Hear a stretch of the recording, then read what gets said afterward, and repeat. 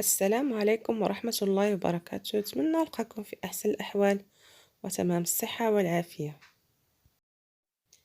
كما العادة كنقترح لكم فيديو جديد ووصفة جديدة. وصفتنا اليوم شوربة خضار اللي كتجي لذيذة وصحية وسريعة في التحضير، كذلك لها فوائد كثيرة، أنها كتقوي المناعة ديالنا ودوليداتنا خلاص في هذه الفترة اللي احنا فيها محتاجين المأكولات يكونوا صحيين ومغذيين في نفس الوقت. كما العادة إلا عجبتكم وصفة اليوم ما تبخلوش عليا بتفعيل الاشتراك والضغط على الجرس باش دائما يوصلكم الجديد ديال قناة هيوات الشعيبية، وهذا فضلا منكم وليس أمرا. كما تلاحظوا معايا أنني أول حاجة نستخدمها في تحضير هاد الشوربة كنستخدم فيها الفلفلة اللي كتعطيها واحد اللذة ومذاق خاص. أكيد ملي تحضريها بطريقتي المعتمدة عندي في الدار وكيتناولوها كبار وصغار. اول حاجه كناخذوا كوكوط اولا الطنجره، كنديروا فيها بضع قطرات من الزيت البلديه اي زيت العود. كناخذوا الفلفله كنقطعوها عشوائيا هكذا مربعات. يمكن لك تستخدمي الفلفله حمراء او صفراء، انا عندي غير خضراء اكتفيت بها. كنحمسها في الزويته بلديه على نار مهيله حتى كتشحر، حيت كل ما شحرتي الخضره ديالك في تحضير الشوربه كتعطي مذاق ألذ. كنضيف ليها واحد معلقه صغيره تقريبا ديال الملحه وكنشحرها، كتعطي واحد الرائحه يا سلام، هي اللي كتبنن لنا هاد الشوربه. من بعد غادي نضيف ليها تقريبا بصله كبيره مشلضه، وغادي نخليها حتى هي تشحر مع هاد الفلفله.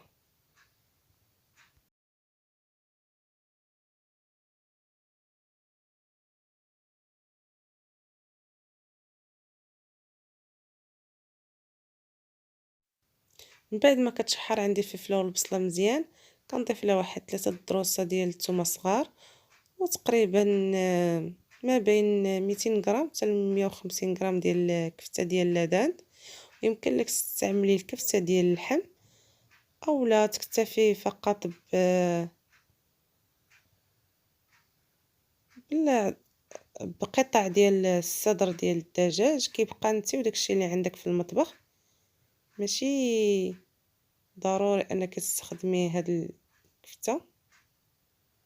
اي حاجه تنسمي بها هاد الشوربه ديالك يمكن لك تستعمليها. كنشحر هاد البصله والفلفله مع الكفته وكنضيف ليهم تقريبا ربع كرومبه صغيره اللي مغسوله ومنقيه ومقطعه كما كتلاحظوا معايا. كنخلي كلشي يتشحر. انا كنقطع الخضره بين ما كتشحر ليا الاخرى اللي في الطنجره،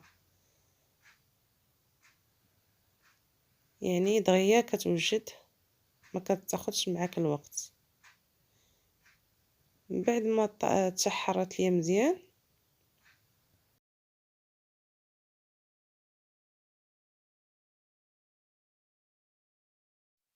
كنضيف ايضا تقريبا نصف كيلو ديال الكورجيت حتى هي منقيه ومغسوله ومقطعه. كتبقى دائما كميه الخضر على حسب عدد الاشخاص اللي غادي يتناولوا هاد الشوربه، كيبقى دائما عينك ميزانك انت واللي عندك في المطبخ ديالك.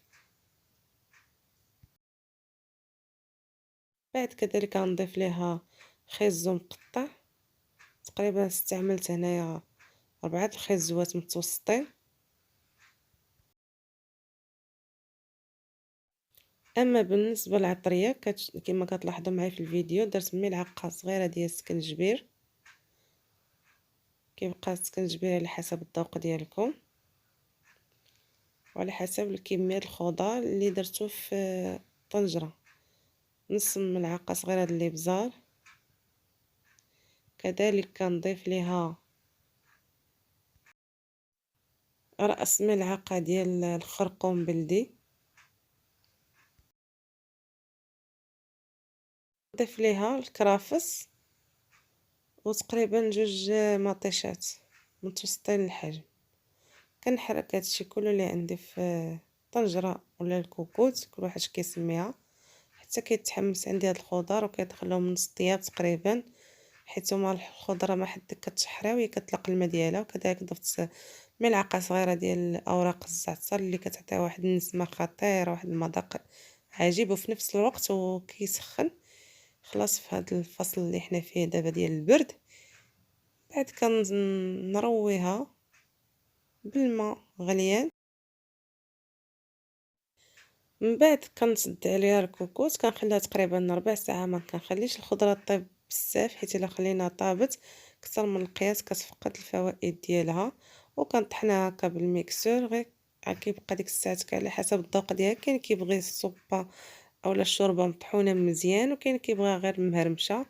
كنضيف واحد 4 قطع ديال الفرماج مثلث، كيبقى كذلك المقدار ديال الفرماج على حسب اللي بغيتي، يمكن لك تكثري ويمكن لك تنقصي.